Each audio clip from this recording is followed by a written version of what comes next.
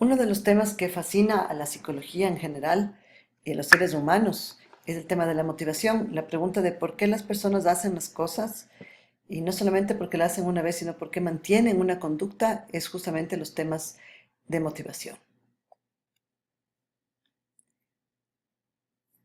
El concepto de motivación más común, aunque claro no es el único, es el estudio de los factores que dirigen y activan el comportamiento de los seres humanos y otros organismos. Es evidente que no solo los seres humanos eh, tienen motivación, todos los seres vivos lo tienen, y en el ser humano lo interesante es que esta motivación se aplica en diferentes ámbitos de su vida, no solamente en el personal, en el profesional, en el espiritual, etc. Básicamente, fíjense, la palabra motivación viene de el mismo origen de motor, es decir, aquello que nos mueve, aquello que dirige la conducta y la mantiene a lo largo del tiempo. En psicología, el tema de motivación es visto desde muchas perspectivas, como prácticamente todos los temas. Uno de los primeros enfoques de la motivación fue el instintivo, es el enfoque más antiguo, que básicamente sugería que detrás de cada conducta existe un instinto que la explica. Los instintos explicados o conceptualizados como patrones de comportamiento innatos que son determinados de manera biológica. O sea, por ejemplo, el instinto materno quizás sea el más común. La gente dice, no, pues las mujeres aman a sus hijos porque tienen instinto maternal.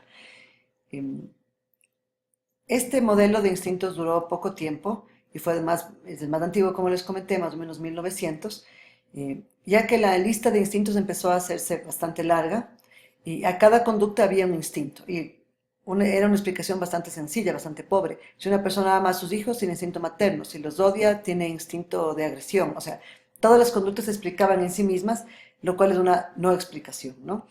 Eh, Eso no quiere decir que los instintos no existan, que no se consideren, pero sí hay, quizá las únicas partes de la ciencia psicológica que lo consideran son los que estudian a nivel evolutivo la explicación de la conducta, ¿no? Hay una psicología evolutiva que sugiere que los instintos son los que dominan gran parte de nuestra conducta, y también el modelo freudiano sugiere que hay el instinto de los dos grandes instintos del ser humano, eros y tánatos, que son básicamente sexualidad y agresividad, que motivan el comportamiento.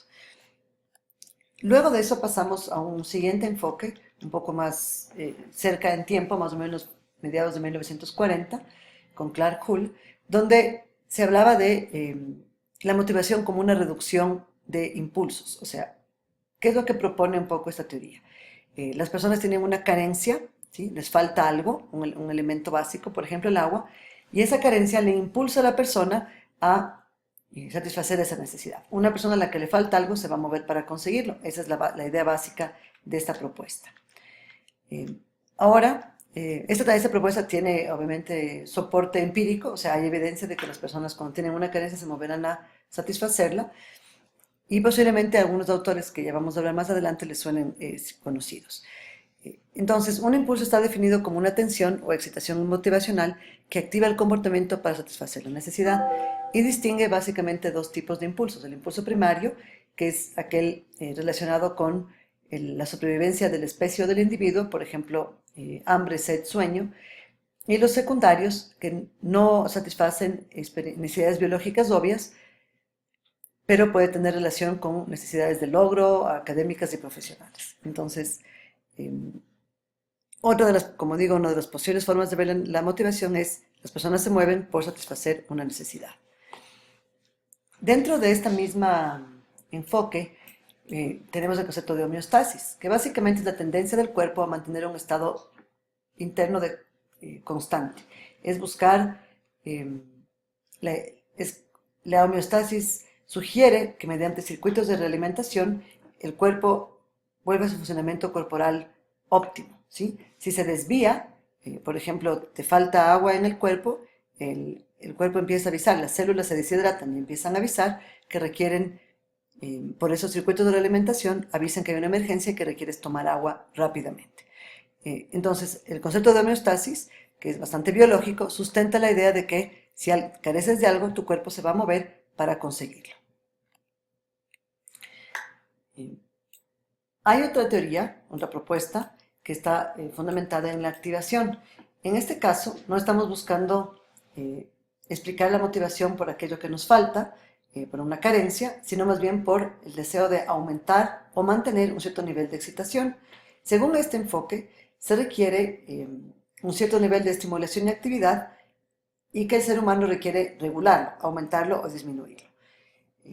En este caso, no estamos hablando de que solo nos falte excitación, sino que también podemos mantenerla o disminuirla. Entonces, evidentemente este nivel óptimo de activación dependerá de cada persona. Hay personas que aman los deportes extremos, hay personas que les gusta apostar, hay personas que les gustan las montañas rusas, ejemplos, ¿no? Y que son personas que posiblemente tienen necesidades mucho más fuertes de activación. Otra de las teorías, de las propuestas teóricas que tenemos sobre la motivación tiene mucho que ver con el condicionamiento. Justamente cuando hablamos de refuerzos positivos, estamos hablando también de un enfoque basado en incentivos. Estas propuestas de motivación sugieren que la motivación se deriva del deseo de obtener metas externas valiosas. Entonces, la persona, por satisfacer ese deseo de conseguir algo, de tener un refuerzo, va a hacer algo, ¿sí? Ahora, es posible que los impulsos y necesidades trabajen en conjunto con los incentivos externos. Es difícil decir que una persona hace las cosas solamente porque quiere un premio, ¿no? Por ejemplo, si la persona tiene hambre, el premio es la comida, pero también lo que empezó el comportamiento es la carencia. Entonces, los impulsos y los incentivos trabajan de manera conjunta y no se contradicen. Otra forma de ver a la motivación es el tema cognitivo. Como hemos visto en esta clase, cuando hablamos de cognición hablamos de proceso mental superior. Es decir, para esta propuesta, la motivación es producto del pensamiento, expectativas y metas de las personas. Por ejemplo, para estudiar para un examen, dependerá de qué expectativa tienes, de cuánto crees tú que puedes, de que ese estudio, de que ese esfuerzo te dará una buena calificación. Si tú crees que por más que estudies no lograrás absolutamente nada, posiblemente ni lo intentes, ¿no? Entonces, depende muchísimo de qué tanto piensas tú que estás capacitado para alcanzar una meta. Aquí hay dos propuestas que hay muy interesante investigación, sobre todo en el área organizacional, sobre la motivación intrínseca y la extrínseca. En la motivación intrínseca, las personas tienen una conducta solo por el placer que esta conducta les genera, sin ninguna recompensa concreta y tangible. En cambio, la motivación extrínseca, las personas hacen desempeñan una conducta por obtener algo externo, una recompensa, una calificación, dinero o lo que fuera. Hay evidencia de que la motivación intrínseca es más fuerte que la extrínseca. La calidad, la perseverancia es mucho mayor cuando la motivación es interna y no tanto por factores externos. En algunas ocasiones, incluso hay un documental interesante, un TED Talk con Dan Pink sobre este tema, en el que se sugiere que las motivaciones extrínsecas incluso disminuyen la motivación intrínseca, la eliminan. No voy a hablar en esta presentación sobre la teoría famosa de Abraham Maslow, que posiblemente es una teoría que está relacionada con algunas de las que ya hemos visto hace un momento, no tanto con la de las cognitivas, porque Maslow no trabajaba con ese tema. Me parece a mí que más bien tiene que ver con el enfoque de reducción de carencias. Es una teoría que está basada en lo que la persona carece, que le mueve a buscarlo. Me voy a enfocar en uno de los temas interesantes de la motivación, que es la motivación del hambre y la ingestión de comida. ¿Por qué lo enfoca la psicología? Porque uno de los temas más importantes de salud pública en este momento es el problema de la obesidad y la mala alimentación a nivel mundial. Aquí hay un dato de la población estadounidense, uno de cada 5 personas en Estados Unidos tienen problemas de obesidad, y en Ecuador hay también índices bastante altos. El índice de masa corporal es un cálculo que pueden hacer ustedes, pueden googlear cómo se establece, pero básicamente es una proporción entre peso y estatura. Puedes tener un índice de masa corporal saludable, bajo o muy alto. La pregunta de la psicología es cómo entendemos el proceso en que una persona llega a comer por mucho más que su necesidad calórica. Y hay factores, varios tipos. Vamos a empezar con los factores biológicos. Como ustedes ven, hay un grupo grande de hormonas del apetito, la insulina, la leptina, la orexina.